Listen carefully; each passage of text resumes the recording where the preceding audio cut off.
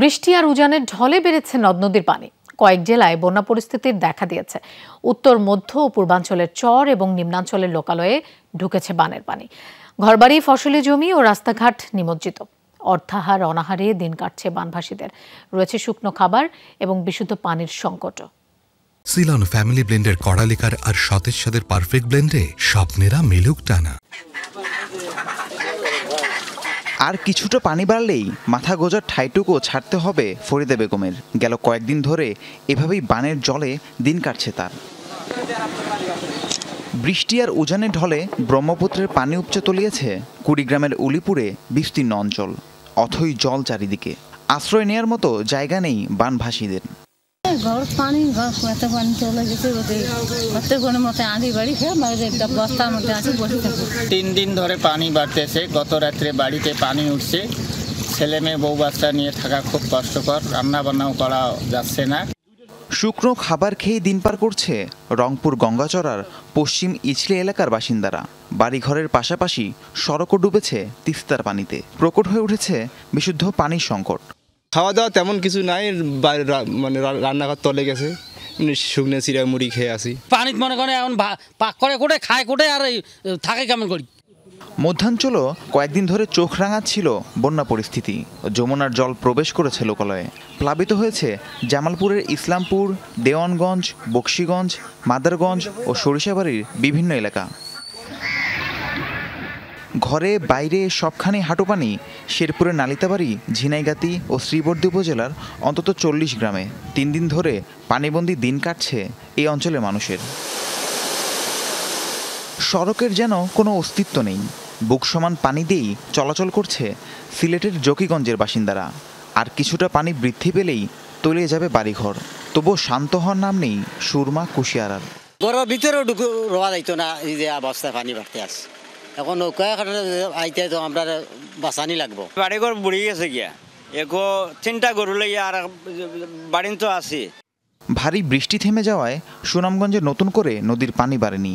তবে এখনও নিম্ন ও হাওর অঞ্চল নিমজ্জিত। রাহিম সারোয়ার, যমুনা নিউজ। দর্শক, বন্যা পরিস্থিতির খবর জানবো সহকর্মীদের কাছ থেকে। শুরুতেই সিলেটে যেতে চাই। সেখানে আছেন আমাদের সহকর্মী মাহবুবুর রহমান রিপন। রিপন, আপনি এই মুহূর্তে জকিগঞ্জে আছেন। জকিগঞ্জের বন্যা পরিস্থিতি একটু জানতে চাই, আর অন্য উপজেলাগুলোতে কি অবস্থা এখন? লোপা, জকিগঞ্জের বন্যা পরিস্থিতি গতকাল রাত থেকে কিন্তু ভয়াবহ অবনতি হয়েছে। সেই কারণটি আপনি দেখাতে চাই। এই মুহূর্তে রয়েছি জকিগঞ্জ পৌরসভার একদম পাশ দিয়ে বয়ে চলা কুশিয়ারা নদী যে রয়েছে, কুশিয়ারা নদীর একটি বাঁধ রয়েছে। সেই পৌরসভা রক্ষায় যে বাঁধ দেওয়া হয়েছিল, সেই বাঁধটি দিয়ে গতকাল রাত থেকে ঠিক কেমনভাবে পানি প্রবেশ করছে আপনি একটু দেখলেই বুঝতে পারবেন। বিষয়টি হলো যে এখানকার যে কুশিয়ারার পানি এই মুহূর্তে বিপদসীমার প্রায় 1.5 মিটার উপর দিয়ে 156 সেন্টিমিটার উপর দিয়ে প্রবাহিত হচ্ছে। এই প্রবাহিত এই বিপদসীমার উপর দিয়ে প্রবাহিত হওয়ার কারণে নদী উপচে এই বাঁধগুলো আসলে মূলত দীর্ঘদিন ধরেই সংস্কার করা হয় না।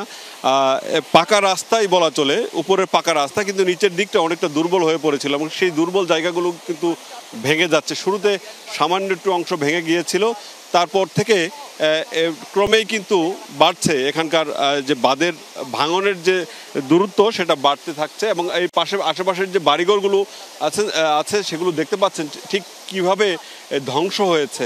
এবং এই পানিগুলো এই আশেপাশের প্রায় যতগুলো গ্রাম আছে সেই গ্রামেই প্রবেশ করছে গতকাল রাত থেকে, এবং যে কারণে গ্রামের উপর গ্রাম প্লাবিত হচ্ছে। মানুষজন বাড়িঘর থেকে আশ্রয়স্থলের উদ্দেশ্যে সকাল থেকে বেরিয়ে পড়ছে। যাদের গরু বাছুর আছে সেগুলো উঁচু রাস্তা এবং বিভিন্ন স্থানে রাখছেন, এবং বিশেষ করে নারী এবং বয়স্ক শিশু যারা আছে তাদেরকে আশ্রয়কেন্দ্রে পাঠিয়ে যারা পুরুষ রয়েছেন তারা বাড়িঘরে থাকার চেষ্টা করছেন। শেষ পর্যন্ত কতটুকু থাকতে পারবেন, কারণ এই বাঁধের যেভাবে পানি প্রবেশ করছে ঠিক একইভাবে কিন্তু আরও 2টি স্থানে, বিশেষ করে আরও 2টি গ্রামের বাঁধ কিন্তু ভেঙেছে এবং একই হারে পানি প্রবেশ করছে। সেই কারণে এখানকার যে ভয়াবহ পরিস্থিতি তৈরি হতে যাচ্ছে সেটা অনুমেয়।